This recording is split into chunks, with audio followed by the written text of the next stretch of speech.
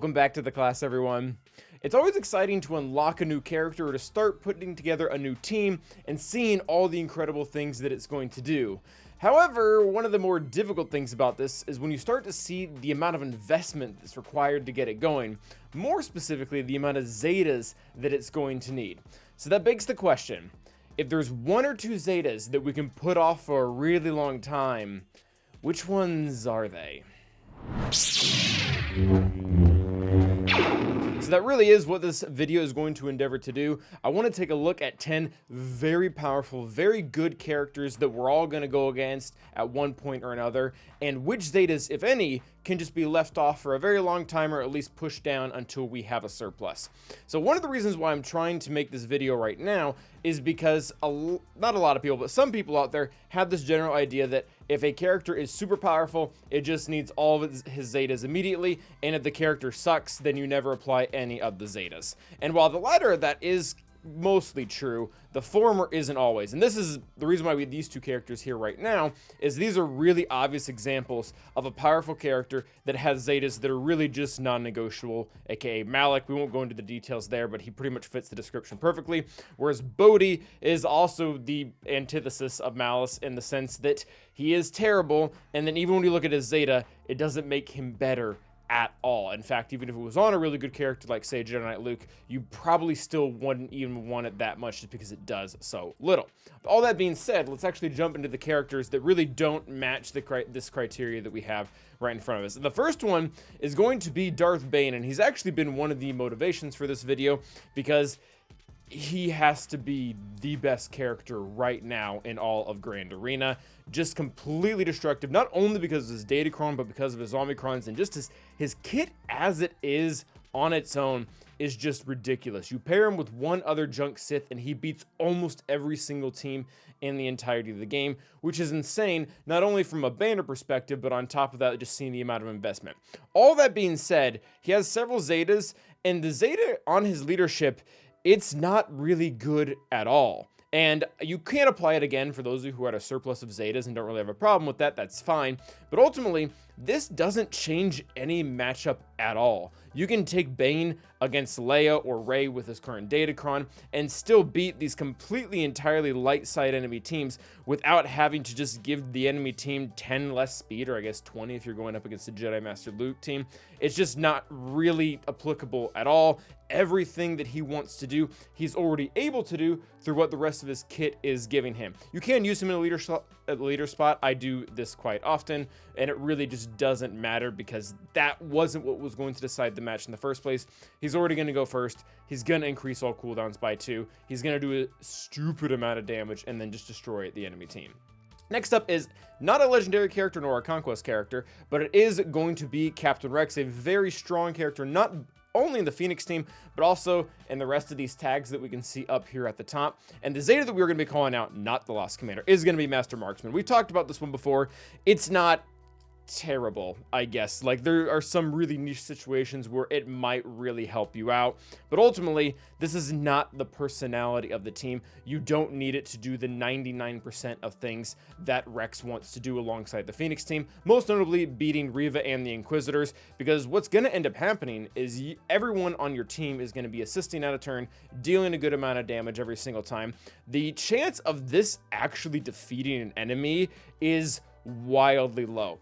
And in addition to that, you don't even necessarily need all of your cooldowns to be completely reset. If you are running the correct team with Chopper, you will be calling him in to assist quite a bit, and his basic will lower the cooldowns of the rest of your team. Not enough that you can completely cycle through them, so there is, again, some advantage here, but it just is not necessary for the team to function as a whole, and you can definitely put it off for quite a while. Next one up is going to be Jedi Knight Luke, and this one is, again, going to be surprising to a lot of people because I feel like a lot of people come in with the same concept as Malik, is this is a really good character, he automatically is going to need all of his Zetas, and quite frankly, most people just really like Luke and want to give him everything. I can sympathize a lot with that, considering I'm about to give Jar Jar 3 Omicrons and R9.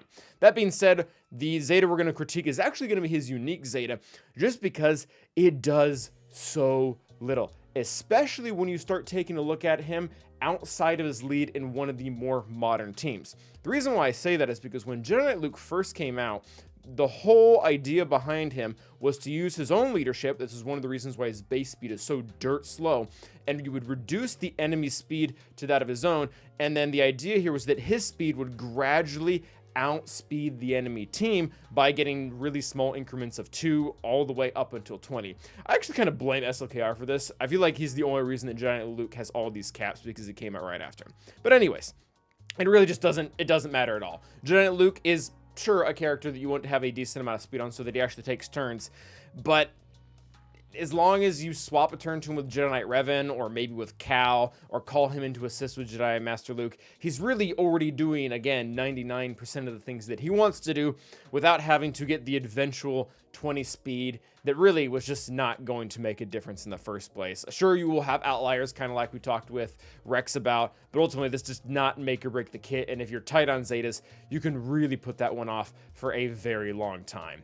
Next up is going to be Chewbacca, another legendary character, and it's all going to come down to Raging Wookiee, where Chewbacca is immune to ability block and cooldown increase. Again, not bad, but when you look overall what Chewbacca was designed to beat from the very beginning, which was actually Traya, the whole reason Chewbacca came in was to push Traya out of the meta and push Jedi Knight Revan more into the meta, making him more of a viable option. We didn't have Nubaki to beat Jedi Knight Revan. Anyways, all that being said, in the current meta for what Chewbacca wants to do, this really just doesn't matter. There is the slight boost of not having your cooldowns increased by General Skywalker when he goes to use his AoE, which is a very normal counter to use nowadays, CLS versus General Skywalker.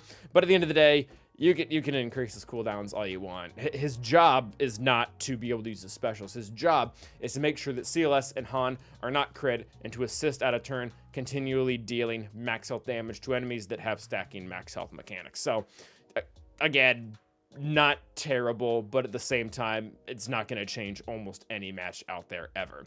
Next up is going to be Maul, and I really hesitated to put Maul on this list because the last time we made fun of Maul's Zeta, it actually backfired majorly, and the community's response was very much, in fact, correct. And what we're going to be talking about is Fervent Rush, and the fact that if this by chance defeats an enemy, instead of getting 2 stacks of Anguish, he gets all 5. And the reason why we've criticized this for a long time is because you can almost never plan this out correctly. Even if you practice a certain counter 10 plus times, there's no guarantee that now the enemy team you're going to go against in Grand Arena or Territory Wars or whatever it is going to have the exact same amount of health and protection thresholds, because everybody mods their teams just a little bit differently, even if primaries and sets are the same.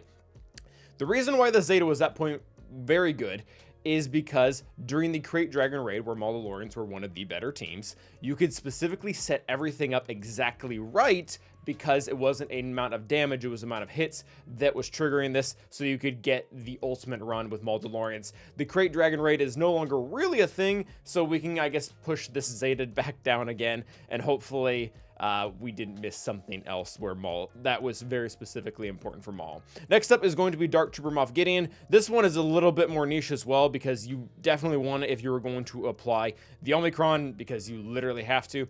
But for the most part, this is going to revolve around the fact that he will sacrifice one of his allies, and instead they will recover, or he will recover 50% health, and he'll lose all stacks of insight. My big problem with this is actually twofold. Number one, without a Datacron or Omicron or anything like that, he has a really hard time getting to 4 stacks of insight, especially if you're leaving on defense where he's already going to burn it by using his AoE. In addition to that, you're only going from 50% health to 100% health. So even if the rare off chance that you actually meet all this criteria does happen, and it can, you're only getting a slight more health boost, and Moff Gideon's health was never really that important to begin with. We actually just did a match against one where my mace reduces max health to pretty much nothing, and it didn't matter because ultimately it was his protection that we couldn't get through, and we ended up timing out overall in the team. So overall, again, a Zeta you'll probably want to apply very in the late game, but you don't necessarily need to have right out the gate to get the team to function the way that it should. Next up is going to be a Commander Sokotano. This one, actually, I think this one is probably more used than most, but again, if you're unlocking Cat, and maybe together with JMK, because you timed it perfectly, and you now all of a sudden need 9 Zetas, this is probably one of the ones that you're going to want to leave off, where Xian duration is increased by 2. Kat still really gets to do everything she wants to do. The nice thing about having this Zeta is it's going to allow you to build more damage on your Force Leap, because the longer it lasts, the more chances everyone who she gives it to is going to attack out of turn, and the more damage you will have built because you've already used the insta-kill from this ability. So it's nice to have. It's just not integral to the team functioning as a whole. And again, when you're trying to put together a very Zeta-heavy, Zeta-intensive team, this is definitely the one that you're going to want to leave for last. Next up is Chrysanthemums, and Chrysanthemums is just bad. It's really, really bad. And when we go and we actually look at the unique on the leadership, the main thing that is happening here, well, there's the GAC Omicron, that's okay. But Dismember no longer starts on cooldowns and is reset at the start of each encounter, which seems really nice. You would think, oh yeah, that's great. I definitely want to start with having that off cooldown so you can immediately reduce a lot of the offense of one of the members. The issue is, you're 99% of the time going to use Chrysanthemum with Jabba, and if you do that, Jabba already reduces everyone's cooldowns at the very beginning, so it is literally pointless. He's going to come in and he's going to reset everyone's cooldowns every single time at the very beginning of the battle, so there is no point at having that Zeta at all, other than obviously the GAC Omicron. So kind of a very similar theme to that of DTMG. If you're not going to go all the way with it, then really just don't bother at all. And last and kind of least are going to be some outdated leads on some very strong characters. Once you eventually do get Third Sister and Malgus, you don't really end up using these leads anymore. That being said, if you know you're in a position where you're going to use Darth Revan or Grand Inquisitor lead for probably 6 months to a year at least, it probably is worth throwing on the Zeta, because they are very important to getting the team to function in the way that you want it to. And for those of you who are wondering, Malgus and Reva leads are actually still superior in Territory Wars, despite the fact that Grand Inquisitor himself has a Territory Wars Omicron on his leadership, and Malgus has a Grand Arena one.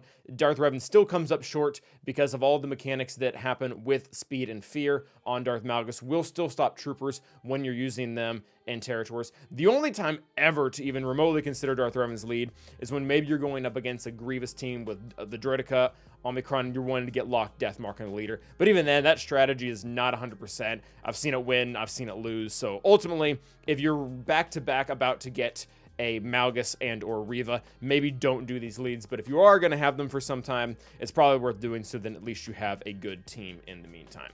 So that is going to be our video. Let us know what you guys think. Let us know as well what other Zetas out there are maybe not absolutely awful, but can be left off for quite a while. But until the next time, thanks for watching, and stay awesome.